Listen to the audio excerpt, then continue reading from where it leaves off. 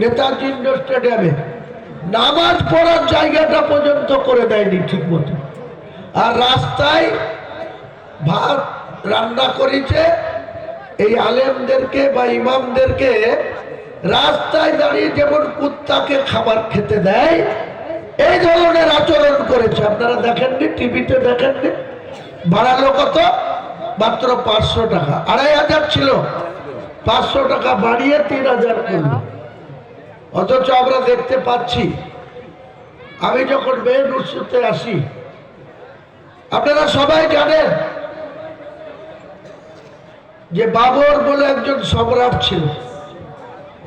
সে বিদেশি ছিল, ভারতবর্ষের লোক ছিল না।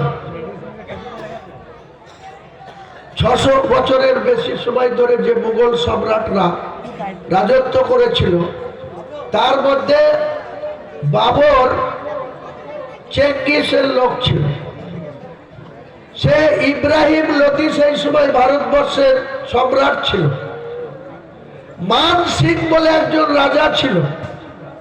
সেই মান সিং বাবরকে ডেকে নিয়ে এসে ইব্রাহিম লোদিকে যুদ্ধে পরাস্ত করে 1527 সালে তিনি ভারত সম্রাট হন। তারপরে তার এক প্রধান সেনাপতি মীর বাকি তাকে দায়িত্ব দেন অযোধ্যায় একটি বাবরি মসজিদ স্থাপন করা। তাহলে 1529 তারিখে এই বাবরি মসজিদ, 1529 সালে এই বাবরি মসজিদ স্থাপন করেছিল। 1529 সালে যে বাবরি মসজিদ স্থাপন হলো, তার 4 বছরের শাসনকালে সে কিছু অন্যায় ভুল, অনেক শাসকই অনেক ভুল করে। 190 বছরের ব্রিটিশের টাইমে যারা একটু সিনিয়র আছে, যারা 1947 সালের আগে যারা এই ভারতবর্ষে বসবাস করেছে, দেখেছে কি অন্যায় অত্যাচার ব্রিটিশের দ্বারা ভারতবাসীকে সহ্য করতে হয়েছে। আজকে সেই ব্রিটিশের বিরুদ্ধে একটি কথা নাই অমুসলিমদের, ভারতবর্ষের হিন্দুদের।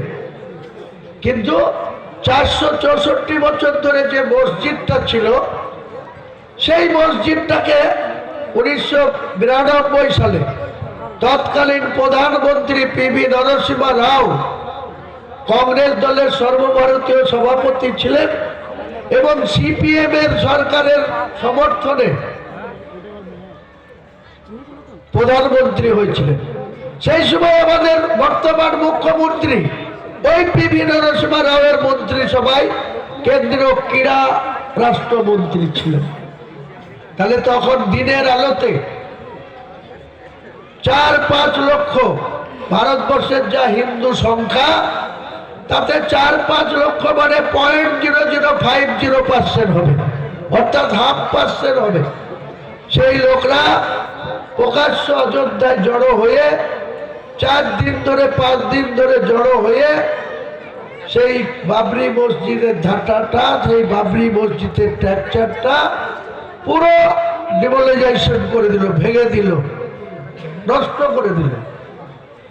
ওই নিয়ে কেস হলো, ইলাহাবাদ কোর্ট, অযোধ্যার কোর্ট, এসব করে করে লাস্টে মামলা সুপ্রিম কোর্টে গেল।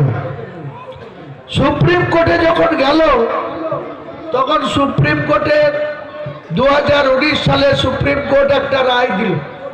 সেই রায়ে বলল যে হিন্দু সমাজের আবেগের জন্য এই বাবরি মসজিদ যেখানে অবস্থিত ছিল, যেটা ভেঙে ফেলা হয়েছে, এই জায়গাটাকে রামলীলার জায়গা হিসাবে দিয়ে দেওয়া হলো। রায়ে তিনি পরিষ্কার উল্লেখ করলো, কোনো রেকর্ড নাই, আপনাদের বাপদাদার সম্পত্তি ওয়ারিশ সূত্রে মালিক হন যে কোনো ছেলে মেয়ে তার অংশ মোতাবেক।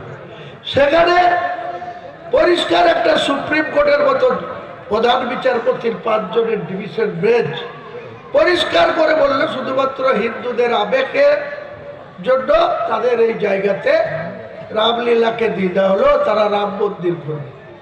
সেকেন্ড প্যারাগ্রাফে অর্থাৎ এ জাজমেন্টের এতে বলে দিল যে আবেগের জন্য হিন্দুদের দিয়ে দেওয়া হলো। সেকেন্ড বলল যে 5 একর জায়গা উত্তরপ্রদেশের সরকারকে দিতে হবে, বাবরি ট্রাস্টকে। জায়গাও দিয়েছে। কোথায় দিয়েছে জানেন? একদম এটা নদীর ধারে, যেখানে 15% মুসলিম বাস করে। এই 15%-এর মধ্যে 5% একটু শিক্ষিত বা অর্থনীতির দিক থেকে একটু শক্তিশালী, আর 10% মুসলমান দিন আনে দিন খায়, দিদি নির্মাণ শ্রমিক এবং একদম গরিব মানুষ। তাহলে বলুন, যেখানে সরকারকে জায়গা দিতে বলল সুপ্রিম কোর্ট, কিসের জন্য? বাবরি মসজিদ তৈরি করার জন্য। সেই বাবরি মসজিদের যেখানে জায়গা মিলল মাত্র 14 কিলোমিটার দূরে, 15% মুসলমানের বাস, সেখানে বলছে তোমরা বাবরি মসজিদ করো। আমি যেখানে 70%, 72% বাস যে জেলায়, যে বেলডাঙ্গাতে শতকরা 75টা মুসলমানের বাস, সেখানে যখন আমি বাবরি মসজিদের কথা ঘোষণা করছি 1 বছর আগে, তখন থেকে সরকার কিছু বলল না, মমতা বন্দ্যোপাধ্যায় কিছু বলল না। আপনাদের সরুলিয়া মাদ্রাসাতে আমি ঘোষণা করেছিলাম, তার আগে কলকাতায়, পরের দিন কলকাতায় গিয়ে প্রেস মিডিয়াতেও বলেছিলাম, আপনারা সব রেকর্ডিং করেছিলেন। তখন থেকে এই সরকার আমাকে কিচ্ছু বলল না যে না তুমি বাবরি মসজিদ করতে পাবে না বা তোমাকে বাবরি মসজিদ করতে দেব না। আবার তলায় তলায় RSS এর সাথে সেটিং আছে, আমি বিজেপির বাইরে যেতে